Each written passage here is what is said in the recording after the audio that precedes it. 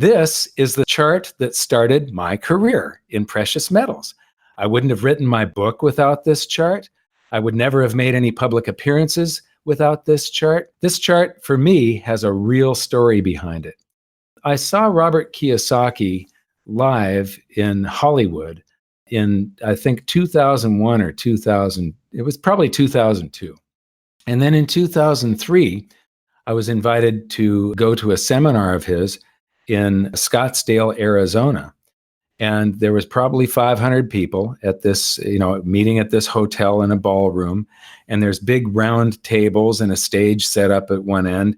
And there's about 10 people sitting at each table. And I brought a bunch of charts with me, probably a dozen different charts, the Dow Gold ratio and a few other things. One of the charts that I brought was this chart.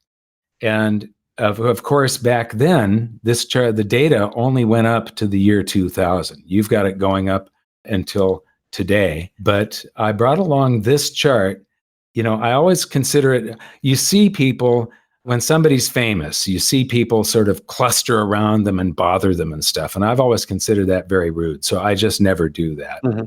But I had these charts and I just had this burning desire. And on this second day, at the end of the lunch break, Robert Kiyosaki is coming back in the room and he passes me and I say, Robert, I've got these charts here and here's the Dow Gold ratio and here's this and here's that. And here's 12 different currencies, their purchasing power valued against gold and how they've just fallen off of a cliff since the year 1900. I said, do you want me to get copies of these? In the next break, I could go out to a copy center and have copies made for everybody here. And he just takes them from me and he goes, no, we'll handle it. And he hands them to somebody. He keeps on walking. Then he goes up on stage. The reason I had brought this chart up is he had been talking about gold in the previous session. But he goes back on stage and he's talking, and his style, after this seminar that I went to, later on I signed up for a series of three-day seminars on how to present on stage. But his style, which I learned, is to do 5, 10, 15 minutes, no more than 20 minutes of information. And then he says to the audience, okay, turn to each other and discuss that for a moment. Mm-hmm, mm-hmm. And the noise level starts going up and up and up in the room. And after about 2 minutes, there's a crescendo and it starts going down, and that people have gotten off topic. And then he goes, okay, stop. And then he continues on with the next portion of whatever he's going to talk about. But when I came back from the next break, there's this stack of charts, 6 inches thick, these groups of 12 charts stapled together, and there's 10 of these in the center of the table. And he's talking, and he says, okay, turn to each other and discuss that for a moment. And then he gets off the stage, comes through the audience, and I'm sitting toward the back, and he comes right up to me, and he says, okay, after the next break, I'm going to have you come up on stage and explain all of those charts. And that's the first time he put me on stage, and the audience reaction was quite amazing. And then the next time he put me on stage in front of like 500, and then the next time was 5,000, and the next time there were 30,000 people at the Los Angeles convention. Whoa. And so this chart started my career. And so I thank you for including this chart in here. If you got any comments on this chart, it shows when Nixon ended the Bretton. The one that I gave him didn't have the nice, pretty picture of Nixon on it. But do you have any comments on this chart? Well, regarding the Nixon speech, this is something that we're showing the audience of our gold seminar all the time. And it is so important to watch every now and then, because it's just a perfect propaganda, just a big lie. And we all know what happened after 15th of August in 1971. And you can see that on this chart. And, for us, it's just very, very important to read history and to learn from history. And of course, the conclusion of this chart is that fiat money always reverts back to its intrinsic value, which is zero, as Voltaire. Well, actually, it's a little higher. It's the amount of BTUs you can get out of it from burning. One of the things that's interesting that I want to point out to people is if they look at this chart, there's the red line. The first one that falls to zero is the German mark.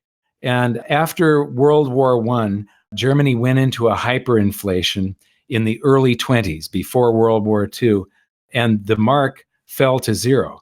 There's another German mark, the Papier mark, the paper mark, that isn't even on this chart, that also goes to zero.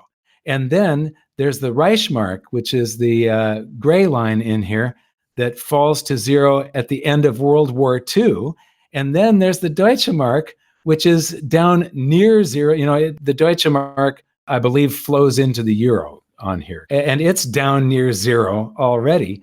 So for Germany, there's 4 times since the year 1900 that their currency has gone to zero.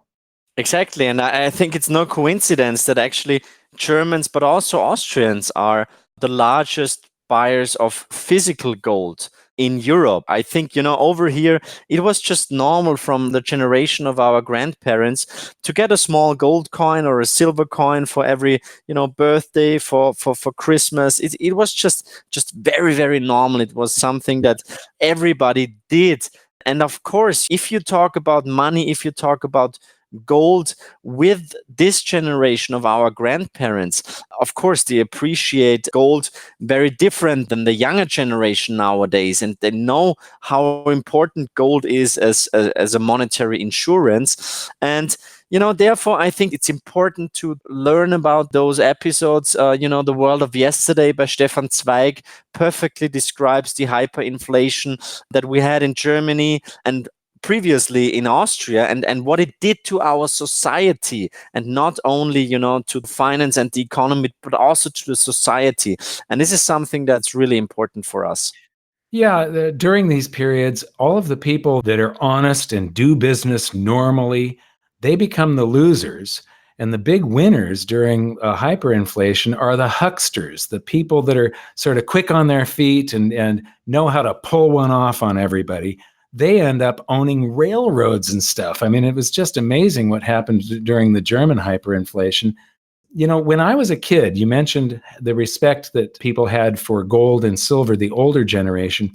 When I was a kid, one of the most common birthday presents for children was a silver dollar. And these big old American silver dollars, they were just wonderful. I still love those things. They just feel so good. And there's the myth of the tooth fairy. Do you know about the tooth fairy? Yes, of course. Yes. You do? No, Okay. no, of course. Yeah, sure. You're a little kid and your baby tooth falls out, and your parents tell, well, put it under the pillow and the tooth fairy will come and they'll take the tooth and leave a silver dollar. That's what everybody that lost a tooth when they were a kid, they got a silver dollar for it when I was a kid. So I want to thank you so much. This is a great series. We're going to wrap this one up on this chart that started my career. And so I want to tell everybody to look down in the video description and click the link to Ronnie's website. Go to Incrementum. You can download this report. Make sure you subscribe to our channel and click that little notification bell so that you get a notification of the next video in this series when it comes out. Ronnie, thanks so much for being here. Thank you, Mike. It's a pleasure. Okay. I thank everybody else for listening and for watching this video. Thanks a lot. We'll see you next time. GoldSilver.com. Price match guarantee. Free shipping. Global storage options. Phenomenal customer service. Get the best-selling book, Guide to Investing in Gold and Silver, for free at GoldSilver.com.